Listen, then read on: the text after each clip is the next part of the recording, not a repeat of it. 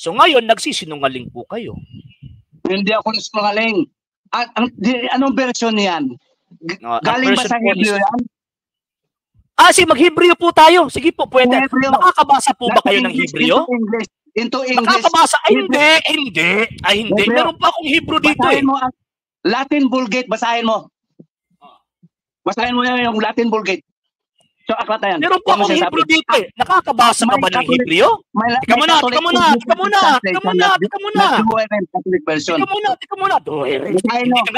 Hindi ka nga naniniwala sa Katoliko pagkatapos magbabasa ka ng Douay Rheims.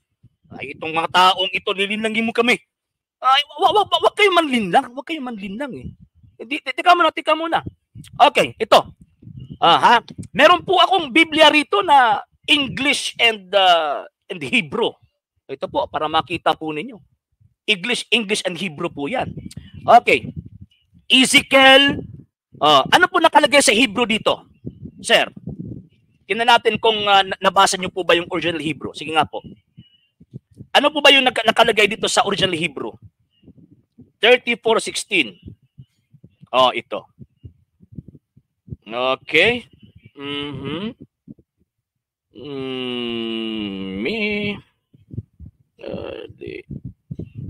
Okay, tingnan natin. Sige, ano nakalagay po? Yung sinasabi po ditong aklat. Sige daw po. Aklat ng Panginoon, tingnan natin. Pwede po ba? Sige, sumagot po kayo. Sige po. Nakamute ako. Hindi ko makasagot. Nakita ko na minumute ako. Ano pong ano? Hindi. Minumute kita kasi nagsasabayan tayo eh. Latin Vulgate ba yan? From Hebrew, walang Hebrew na Latin Vulgate. Walang Hebrew na Latin Vulgate. Hebrew, di ba sabi mo dapat galing sa Hebreo? Sige. Sa Latin nakalagay sa Hebrew word. Tika muna. Anong nakalagay sa Hebrew word yung word na kasulatan? Sige nga po. Ano po? Yung ano po niya? Sige po, sa Hebrew. Ngayon, sinusulat ni Isaiah, di ba? Kumplituhin mo. Wag mo, do not interpret it textually. The whole context of Isaiah's book. Ikaw nga yung hindi nakaka-interpret ito contextually. Hindi mo na unawaan. Tika muna. Yung nagmimulos ba? Babasahin natin request. Basahin mo ang 29 verse 18, Tika muna. Dito muna tayo sa Isaiah 34. Tika muna. Dito muna tayo sa Isaiah 34:16. Ito yung ginamit mo kanina eh. So, itong tinatawag dito na aklat na sinasabi sa Isaiah chapter 34 verse 16. Ano po ito sa Hebreo? Kasi gusto mong bumalik doon sa Hebreo eh. Sige po. Tika muna ha. Sige po. Ano po ito sa Hebreo? Yung aklat Sefer. Sefer. So pag sinasabing Sefer, according sa rabbinical interpretation, kasi sila pinagsulat po nito eh. Ano po ito? Refer po ito sa Old and New Testament or refer po ito sa ano? Refer po ito doon sa tinatawag. Sige po. Okay. Sige na pariho man sa pastoy mo lagi. Okay, asa man gyud natin Hebreo. Sige. Sensya ka na dyan, malakas ang busis ko kasi mahina kasi ang cellphone ko. No problem. Hindi ako marunong mag-away sa tao. Okay. Actually, normal po yan sa akin eh. Okay. So dito. Sige po. Tingnan natin. So, from the Hebrew word, itong book dito, from the Hebrew word Sefer. Tama po ba? The book. Sefer sa lahat. Nawala po kayo. Ano raw? Hindi ka nakamute ha? Baka sasabihin mong minumute na naman kita. Hindi may tutawag kasi pag may tutawag mawala pati buses ko mawala. Ganun po ba? Sige. So, anong simple lang eh. So, itong tinatawag na Sefer dito, according sa rabbinical tradition, contextual po ito ha, and according po ito sa mindset ng mga nagsulat po nito. So ngayon, ang tanong po dyan, yung sinasabing tinatawag na Sefer, saan po yan refer? Refer po ba yan sa tinatawag na Old and New Testament or refer po yan sa present book na hinahawakan po nila? sa Old at New Testament in this future generation. Hindi nakita ang kumpletong aklat yan. Hindi lang book na isa yan. Kumpletong aklat yan. Oh, sino may sabi sa inyo? Oh, sino may sabi sa inyo? Oh, sino may sabi? Teka muna. Sinong may sabi sa inyo na ano? Sino may sabi sa inyo na compose po yan sa Old and New Testament? Hindi mo na nakita ko dito. Basahin mo muna sa Latin Vulgate. May Latin Vulgate ka ba na katolikong aklat? Dewey Reams. Na ginagamit ng mga obispo? Sige, pakibasa na lang. Okay, sige. Dewey Reams. Actually, sa ano na lang po ito eh. Sa tawag na ano eh. Okay, tingnan natin ha. Isaiah chapter 34 verse 16. Tingnan natin ha. Dewey. Okay. Tingnan natin kasi aklat namin ito eh. Mas kami nakakaintindi nito, di ba? Chapter 34 verse 16. Tingnan natin ha. Mas malami kami Tika muna. Ikaw po yung nagsabi na kayo po'y bobo. Ang sinasabi ko lang po, we are the one who have the rights and authority to interpret our book, hindi po kayo. Bakit po kasi hindi yun aklat ninyo eh. Babasahin ko po muna ha. Okay, 34:16. Tingnan natin ha. Okay. Search ye diligently in the book of the Lord and read. Hindi. 29 ba yun? 29? Ano yan? 34 yung binasa ko eh. Ano ba yun? 29 verse 18. 29 verse 18. Okay, sige. Tingnan natin ha. 29 verse 18. Okay, sige po. Hahabulin natin ito eh. Para makita natin yung katotohanan. And in the day the deaf shall hear the words of the book, and out of darkness and obscurity the eyes of the blind shall see. Saan dito ang Old and New Testament? The deaf and the blind, pati bingi makarinig. Sa aklat? Hindi yung tanong ko eh. Teka muna. Puro lang self-interpretation lang yan eh. Teka muna. Puro self-interpretation lang yan eh. Ay, hindi. Ang tinatanong ko sa inyo ngayon kasi ayaw mong maniwala sa magisterium. Ayaw mong maniwala sa tinatawag na mga standard references. Ayaw mong maniwala sa term na Biblia. So kaya nga po, hinahabol kita ngayon dito sa Biblia mismo. Kasi ito yung takbuhan mo ngayon eh. So ngayon, basahin mo ngayon kasi hindi ako naniniwala sa interpretation po ninyo eh.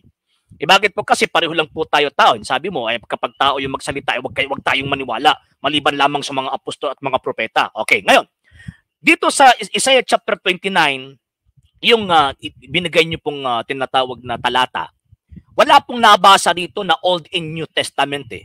Sino pong nagsabi sa inyo na refer po ito sa Old and New Testament? Old Testament 39 books and New Testament 27 books. Sagot ako. Propesya yan. Siyal ang nakatalo. Future yan. Basahin mo ulit.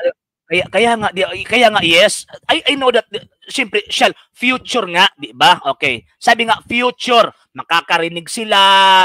Yung mga bingi nakakarinig, yung mga bulag teka muna, makinig muna kayo.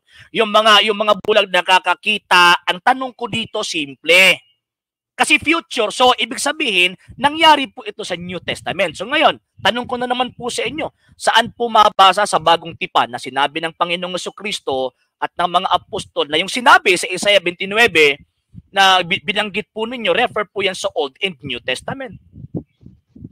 Yan ang utos. Tanong mo, saan mabasa na sinasabi ng mga apostol? Sabi ba? Tama ba? Na yun.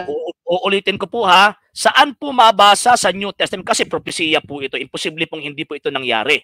Diba? Kasi propesiya po ito. Hindi po sinungaling si Propeta Isaias. So ngayon, saang talata po sa banal na kasulatan, particularly sa New Testament, na sinabi ng Panginoong Jesucristo at ng mga apostol na yung New Testament 27 books at saka yung Old Testament 39 books. Sige nga po, anong talata yan? Unang-una, bago ko sasagot, hindi ka naniniwala na may aklat talaga ang Diyos. Ay hindi, wag mo akong pagbintangan. Teka muna, wag mo akong pagbintangan. Hindi po, kami naniniwala po kami dahil sa turo po yan ng Iglesia Katolika. Kasi hindi ka naniniwala sa Iglesia Katolika eh. Ang sa akin po ngayon, simple lang po eh. Sagutin niyo po yung tanong ko. Kasi sabi niyo, huwag kayong maniwala sa Iglesia Katolika, huwag kayong maniwala sa katisismo, huwag kayong maniwala sa mga reference kasi tao yung nagsabi niyan. Ang paniwalaan lang natin yung mga propeta at yung mga apostol. So kaya nga hinahabol kita ngayon sa stand mo. Anong talata sa Biblia, kapitulo at bersikulo na sinabi ng banal na kasulatan, particularly sa New Testament, na ang Old Testament, 39 books, ang New Testament, 27 books? Sige po, sasagot po kayo. So, marami akong sabihin sa'yo kasi hindi kasi ang oras. Meron kasi na batutsada sa akin. Hindi, sabi mo, hindi ako naniniwala sa tao. Hindi ako naniniwala. Hindi ko yung punto ko eh. Mr. Bandi Cristo, hindi po yan yung punto ko po eh. Ito po, sabi niyo po kasi kanina, in terms of religious matters, hindi po tayo pwedeng maniwala sa tao lang. Yan po yung punto niyo, di ba? Kung ang itinatanong ko sa inyo, religious matters, hindi ko nang bibintang rito. Siyempre, di ba? Hindi ko nang bibintang rito. Kaya nga, tinatanong kita ayon sa Biblia kasi hindi ka naniniwala outside of the apostles concerning sa religious matters. Itong tinatawag na Biblia, included po ito sa religious matters. So ngayon, tanong ko po sa inyo simple. Anong talata po sa New Testament, kapitulo at bersikulo, na sinabi ng mga apostol na ang Old Testament 39 books at saka yung New Testament 27 books at gawin natin itong isang aklat bilang aklat ng Kristiyano? Anong talata yan sa Biblia? So unang-una, wala kayong basihan. At sasagutin ko ang tanong mo. Sa tanong mo, wala kayong basihan. Ito sagot ko. Teka muna, hindi po. Ikaw yung tinatanong ko rito eh. Ang tinatanong ko rito, yung stand mo eh, hindi yung stand ko. Hindi yung stand ko. Ang tinatanong ko dito, ang kinokontra ko dito, yung stand ninyo. Di ba? Dapat Biblia lang yung paniwalaan natin. Dapat mabasa sa Biblia. Ngayon, tinatanong po kita kasi naniwala po kayo na ang Old Testament 39 books, ang New Testament 27 books. Pagkatapos ginawang isa ito na aklat, pero hindi kayo naniniwala na Bible ito kasi si Papa Serious lang nagsabi. Di ba? Yan yung sinabi nyo kanina eh. Anong talata sa Biblia yon? Kapitulo at bersikulo na sinabi ng mga apostol, sinabi ng Panginoong Jesucristo na ang Old Testament 39 books at saka yung New Testament 27 books. At ginawa itong isang aklat. Okay. So, sasagutin ako. Sabi ni Apostol Pedro, na Pedro kunok sa mga Katoliko, sabi ni Apostol Pedro na tinuturuan ng Diyos. Sinusulat niya ang sinasabi ng Diyos para ituro sa atin. Sabi niya, alalahanin nyo ang mga sinasabi ng mga propeta at mga apostol. Saan nakasulat ngayon ang salita ng Diyos? Ay, hindi. Teka muna, hindi yung tanong ko eh. Hindi yung tanong ko. Ang sinabi ng San Pedro po dyan, mga propeta, hindi kanya binanggit yung Pentateuch eh. Hindi naman propeta yung mga nagsulat niyan eh. Hindi naman propeta eh. Then pagkatapos, sila David, hindi naman propeta eh. Sila yung tinatawag na nagsulat ng First Kings, Second Kings, yung tinatawag na yung Judges, hindi naman mga propeta yun. So kung susundin ko yung interpretation po niyo, ang dami-dami aklat sa Biblia na huwag paniwalaan, maliban sa mga sinabi ng San Pedro. Simple yung tanong ko po sa inyo eh. Anong talata yan sa Biblia na particularly binanggit po yan ng Panginoong Jesucristo at ng mga apostol na yung Old Testament, 39 books, 27 books yung tinatawag ng New Testament? Huwag niyo po akong ilihis. Anong talata po yan sa Biblia? Ang gusto mo lang mababasa letra po letra. Yan po yung gusto ninyo eh, di ba? Yan po yung gusto ninyo. Hindi ka naniniwala sa magisterium kasi hindi mabasa sa Biblia. Hindi ka naniniwala sa Iglesia Katolika dahil hindi mabasa sa Biblia. Ngayon, tatanungin po kita, naniwala kayo na ang New Testament 27 books, naniwala kayo na ang Old Testament 39 books, naniwala kayo ginawa itong isang aklat na sa iyo mga Kristiyano ito, tinatawag itong Biblia. Anong talata yan sa Biblia na binanggit yan ng mga apostol at ng Panginoong Jesucristo? Ngayon, gusto mo talata? Verse to verse. Alam nga, di ba? Hindi ka nga naniniwala sa iba, di ba? Taong ito. Kaya nga hinahabol nga kita. Tika mo na. Kaya nga hinahabol nga kita hinahabol ko nga yung argumento ninyo eh. Saan mabasa po yan sa Biblia? Kasi kapag wala sa Biblia, huwag paniwalaan. Naniwala kayo na ang New Testament 27 books. Naniwala kayo na ang Old Testament 39 books, ginawa itong isa at pinaniwalaan ng mga Kristiyano. Anong talata yan sa Biblia, kapitulo at bersikulo? Sinasabi ko na hindi pala Biblia ang sulat ng mga apostol at propeta. Sabi ng apostol... Hindi. Mamaya na yan. Direktahin nyo po yung sagot eh. Direkta nyo po yung sagot. Anong talata yan sa Biblia, kapitulo at bersikulo na binanggit yan particularly ng Panginoong Jesucristo na ang Old Testament 39 books, ang New Testament 27 books at ginawa itong isa para maging ang aklat na paniwalaan ng mga Kristiyano. Mas kumpleto sabi ng Diyos, may kumpleto na tayo ngayon. Ay may aklat na Biblia sinusulat mo. Ang Iglesia Katolika ang may sabi niyan eh. Yung 27 books at saka yung 39 books na pinaniniwalaan, historically speaking po historically speaking po, sinabi yan ng Iglesia Katolika, huwag kayong maniwala sa Iglesia Katolika. Dito lang tayo maniwala kung ano yung nakasulat. Yan po yung punto ninyo eh. Anong talata yan sa Biblia, kapitulo at bersikulo na sinabi ng mga apostol, sinabi ng Panginoong Jesucristo na yung tinatawag na paniwalaan natin, Old Testament 39 books at saka yung New Testament 27 books, ibigay mo na yung talata, diretso na, huwag kang magpaligoy-ligoy pa. Ang Biblia nagkontain ng batas ng Diyos sa Old Testament and New Testament. Wala sa hindi yan yung tanong ko, Mr. Bandi Cristo. Hindi yung tanong ko eh. Ang tanong ko simple eh. Simple lang po yung tanong ko. Direkta nyo naman ang sagot. Kasi gusto po niyong mabasa eh. Sa amin, magkaiba po kasi tayo. Kasi kami, meron kaming magisterium. Naniwala kami na Biblia ito kasi turo ng magisterium. Naniwala kami na ang New Testament 27 books kasi turo ng magisterium. Naniwala kami na ang Old Testament 46 books kasi turo ng magisterium. Hindi ka naniniwala sa magisterium eh. Ang tanong ko sa iyo simple, anong talata yan sa Biblia? Anong talata sa Biblia, kapitulo at bersikulo na sinabi ng Panginoong Jesucristo na ang Old Testament 39 books, pagkatapos yung New Testament 27 books, para hindi ka matamaan sa ginaganyan mo. Matatamaan ka talaga yan kapag hindi mo sinabi yung kapitulo at bersikulo. O anong talata yan sa Biblia? Yung sinasabi niyo. Ang Old Testament batas sa aklat ng Diyos, hindi sa katekismo. Hindi po, hindi yan yung tanong ko. Mr. Ano ba itong taong ito? Hindi yung tanong ko. Nahihilo po ba kayo, sir? Simple yung tanong ko eh. Hindi ko itinanong kung batas ba yung New Testament or batas ba yung tinatawag na Old Testament. Ang tanong ko simple lang po eh. Sino pa yung responsableng apostol o sinabi ba yan ng Panginoong Jesucristo na ang paniwalaan natin ang Old Testament 39 books, ang New Testament 27 books? Sige nga po, direkta lang po sagot. Magsusulat mga apostol noong unang panahon. Hindi yan yung tanong ko. Ang tanong ko yung number of books na pinaniniwalaan ninyo kasi hindi kayo naniniwala sa magisterium. Simple lang, sagutin nyo ako ayon sa nakasulat sa banal na kasulatan. Sagutin nyo po.